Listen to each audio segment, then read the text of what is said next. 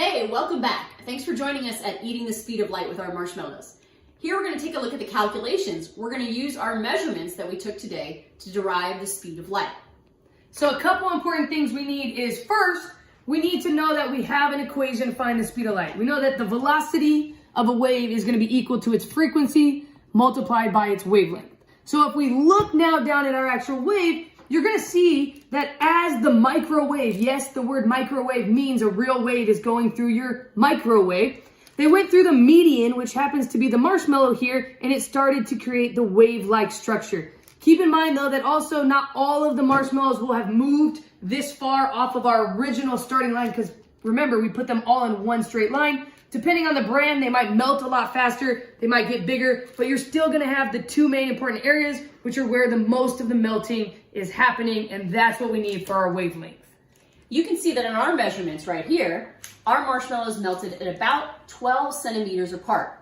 So as we look at our wave, the most melted one here and the most melted one here, the distance here is about 12 centimeters. It did the same thing over here with the same distance. You have to convert that into meters. So 12 centimeters converts into 0.12 meters. Taking that measurement, we now can use that in our equation. The velocity is equal to frequency multiplied by the wavelength. We know that we're trying to hit the speed of light, which is 3.0 times 10 to the 8 meters per second. So Jessica can explain to us how we figure out these portions of the equation, and then we can derive the speed of light.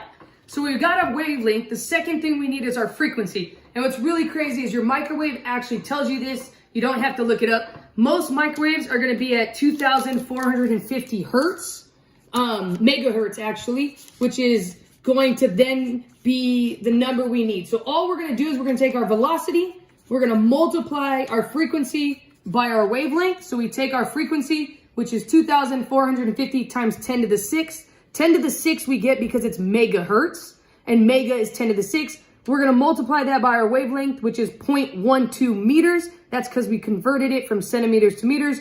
When we multiply that out, we find out that our speed of the wave was traveling at 2.94 times 10 to the 8th, which is pretty close to the speed of light at 3 times 10 to the 8th meters per second.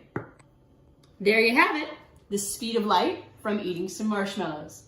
Thanks, and tune in next time for more science at home. See ya!